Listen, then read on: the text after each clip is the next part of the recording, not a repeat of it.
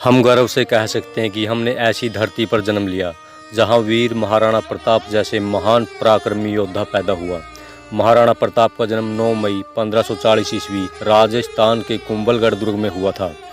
इनके पिता का नाम महाराजा उदय सिंह और माता रानी जीवंत कौर थी।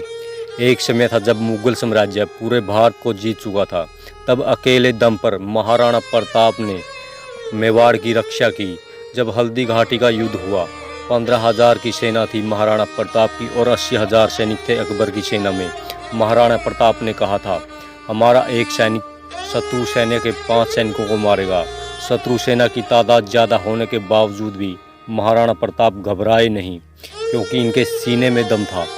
अकबर कभी जीत न सका और राणा अपने अकेले दम पर हारे नहीं। बचपन से ही ने अस्त्र शस्त्र चलाना सीख लिया था। परिवार में कई लोग थे, बप्पा रावल, राणा हमीर, राणा सांगा, राणा प्रताप, लेकिन महाराणा प्रताप केवल राणा प्रताप को ही बोला गया था। उदय सिंह की दूसरी पत्नी चाहती थी कि उनका बेटा जगमाल राजा बन जाए। मेवाड़ की बाकी रानियां भी ऐसा ही चाहती थी, जिसके कारण परिवार में टूट फूट हो गई। अकबर बड़ा तेज था। वो जानता था कि राजपूतों को आपस में लड़वा दो, बाकियों को ख़त्म करना आसान हो जाएगा। लेकिन हुआ भी बिल्कुल ऐसा ही जैसा सदियों से हमारे देश में होता आया है। 1326 ईस्वी के अंदर जब सिकंदर भारत आया तो महाराजा आम्बी ने पोरस को धोखा देकर सिकंदर के साथ संधि कर ली और पोरस हार गए। मोहम्मद गोरी कभी पृथ्वीराज चौहान को न हरा पाता अगर जयचंद जैसे गद्दार इस देश में पैदा न होते। उसी प्रकार इन जयचंदों की वजह से हमें अंग्रेज़ों की गुलामी झेलनी पड़ी। इन देशद्रोहियों और गद्दारों की वजह से आपसी फूट के कारण हजारों वर्षों तक हमारा देश गुलाम रहा। उसी प्रकार अकबर ने आमेर के राजा को अपने साथ ले लिया, तोडरमल और जयसिंह को भी अपने साथ ले लिया, जिसके कारण महाराणा प्रताप अकेले पड़ गए। लेकिन महाराणा प्रताप ने हार नहीं मानी। फिर महाराणा प्रताप ने भीलों की सेना बनाई और उनको अस्त्र शस्त्र चलाना सिखाया। लेकिन महाराणा प्रताप कभी हारे नहीं। वो आते थे और इन पर हमला करते थे और फिर थोड़े दिन के लिए महाराणा प्रताप इधर उधर निकलते थे और फिर से नई सेना बनाकर खड़े हो जाते थे। लेकिन अकबर कभी भी ये न तो महाराणा प्रताप को पकड़ पाए और न ही हरा पाए। महाराणा प्रताप शरीर से इतने ताकतवर थे कि 7.5 फीट की इनकी हाइट, 70 किलो का उनका कवच और 10-10 किलो के जूते, 10 किलो की तलवार और 80 किलो का भाला। आज के समय में जिम वाले 100 से 150 किलोग्राम का वजन उठा भी नहीं सकते। वो हमेशा 200 किलोग्राम वजन अपने शरीर पर लेकर चलते थे। अकबर महाराणा प्रताप के सामने आने से डरते थे, क्योंकि इनकी हाइट छोटी थी। इसलिए इनको डर था कि कहीं महाराणा प्रताप अपनी तलवार के एक ही वार से उनका काम तमाम न कर दे। इसलिए उन्होंने हल्दी घाटी के युद्ध में अपने जालिम मंत्री बहलोल खान को भेजा, जिनकी हाइट 7 फीट 8 इंच थी। वह इतना खतरनाक और निर्दयी शासक था कि 3 दिन के जन्मे बच्चे को भी नहीं छोड़ता था। बहलोल खान ने अपने जीवन में एक भी लड़ाई नहीं हारी थी। वहीं हल्दी घाटी के युद्ध में बहलोल खान का सामना महाराणा प्रताप से हुआ, जहां गुस्से में महाराणा प्रताप ने हाथी जैसे शरीर वाले बहलोल खान को अपनी तलवार के एक ही वार से घोड़े समेत बीचों बीच 2 हिस्सों में फाड़ दिया। इन बार बार होने की लड़ाइयों का मुख्य कारण पॉलिटिकली और जियोग्राफिकली था। मेवाड़ अकबर के दिल्ली से बहुत महत्वपूर्ण था, क्योंकि वेस्टर्न से कुछ भी एक्सपोर्ट करना और कुछ भी इंपोर्ट करना तो मेवाड़ बीच में आता था। अकबर को मेवाड़ के रास्ते जाना पड़ता था और मेवाड़ को जीत नहीं पा रहे थे, क्योंकि पूरा भारत तो मान जाता था, लेकिन मेवाड़ में महाराणा प्रताप अकड़ कर खड़े थे। और सेना की तुलना में अकबर महाराणा प्रताप से बहुत बड़े थे, लेकिन महाराणा प्रताप बाकी राजाओं की तरह भोगी विलासी नहीं थे। इनका वैराग्य बड़ा ज़बरदस्त था।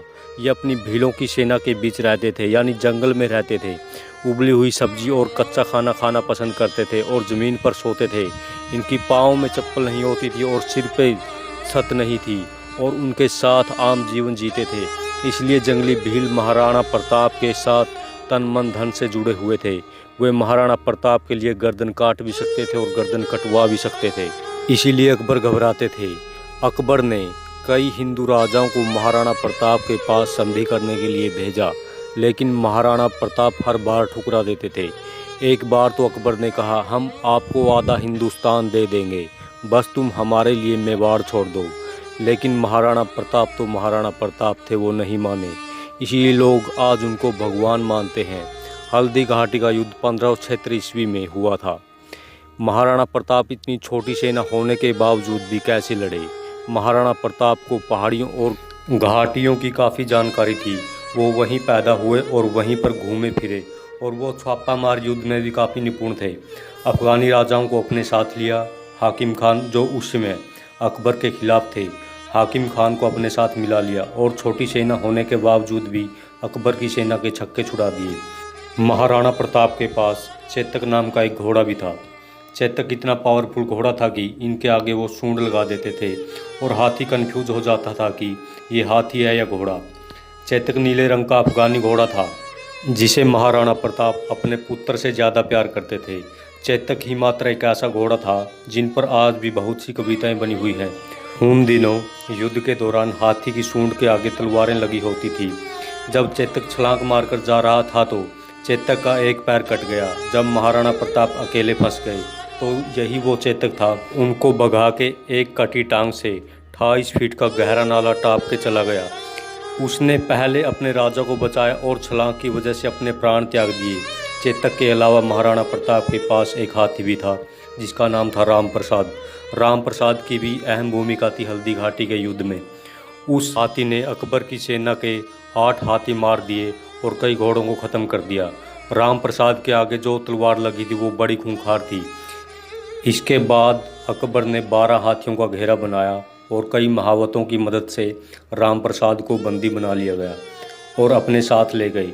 और अकबर ने कहा इसको सब कुछ खिलाओ और पिलाओ, लेकिन 28 दिन तक हाथी ने ना ही कुछ खाया और ना ही कुछ पिया। राणा प्रताप के बिछड़ने के दुख में न कुछ खाया न कुछ पिया और अपने प्राण त्याग दिए। इसके बाद अकबर ने कहा जिस महाराणा प्रताप के हाथी ने मेरे आगे सिर नहीं झुकाया, मैं उस महाराणा प्रताप का सिर कैसे झुकवा दूंगा। 1560 में अकबर ने फिर से कोशिश की। इस बार उसने अपने सूबेदार अब्दुर रहीम खान खाना जो सबसे शक्तिशाली सूबेदार था उनको सूबेदार नियुक्त किया और कहा मैं तुम्हें जिम्मेदारी देता हूँ, इस बार तुम मेवाड़ को किसी तरह जीत के ला दो, मुँह मांगा इनाम दूंगा। दूसरी तरफ कुंवर सिंह जो महाराणा प्रताप के सेनापति थे, उन्होंने अब्दुर रहीम खान खाना को कंफ्यूज करने के लिए शेरगढ़ के पास एक अटैक किया। जैसे ही अब्दुर रहीम खान खाना का ध्यान भटका, कुंवर सिंह ने उनकी बेगमों को परिवार सहित बंदी बना लिया। लेकिन जैसे ही महाराणा प्रताप को ये बात पता चली तो उन्हें बहुत आत्मग्लानि हुई। और आज भी ये सब जानते हैं कि महाराणा प्रताप महिलाओं का बहुत सम्मान करते थे। उन्होंने कुंवर सिंह को इन सबको पूरे सम्मान के साथ छोड़ आने को कहा। हल्दी घाटी का युद्ध इतना खौफनाक था कि 300 साल बाद भी वहाँ से हल्दी वाली मिट्टी उसे खून निकलता था और तलवारों के जत्थे मिट्टी के नीचे से निकलते थे। हल्दी घाटी का युद्ध इतना खौफनाक था कि अकबर महाराणा प्रताप के नाम से ही खौफ खाने लगा था और कहता था कि रात को सोने से पहले महाराणा प्रताप का नाम मत लेना, वो मेरे सपने में आएंगे और मुझे डराएंगे। राजपूत राजाओं की आपसी फूट के कारण महाराणा प्रताप को आजीवन संघर्षों का सामना करना पड़ा, लेकिन हार नहीं मानी और अकबर ने मेवाड़ की ओर अपना ध्यान हटा लिया। उसने मेवाड़ को छोड़ दिया और महाराणा प्रताप ने फिर से पूरे मेवाड़ पर कब्जा कर लिया। कुछ दिन बीतने के बाद शेर का शिकार करते वक्त महाराणा प्रताप का देहांत हो गया। ये बात जब अकबर को पता चली तो अपने शत्रु महाराणा प्रताप की मृत्यु पर फूट फूट कर रोने लगे और उसने लिखा महाराणा प्रताप बड़े शक्तिशाली मेधावी राजा जिन्होंने कभी अपने मान सम्मान और गौरव को झुकने नहीं दिया, और इस बात के लिए हमेशा दुखी रहूँगा कि मैं कभी महाराणा प्रताप को हरा नहीं सका। आज के लिए इतना ही दोस्तों। अगर वीडियो पसंद आई हो तो हमारे चैनल को सब्सक्राइब कर देना। नमस्कार, धन्यवाद।